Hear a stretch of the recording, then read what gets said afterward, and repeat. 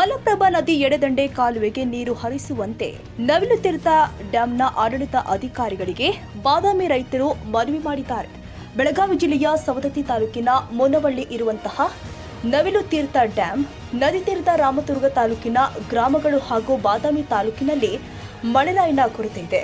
ರೋನಿ ಮಳೆ ಉತ್ತಮವಾಗಿದ್ದರಿಂದ ಬಿತ್ತನೆ ಮಾಡಿದ್ದೀವಿ. ಆದ್ರೀಗ ಮಳೆ ಕಡಿಮೆ ಆಗಿದ್ದರಿಂದ ಬೆಳೆಗಳೆಲ್ಲವೂ ಒಣಗ್ತಾ ಇದೆ.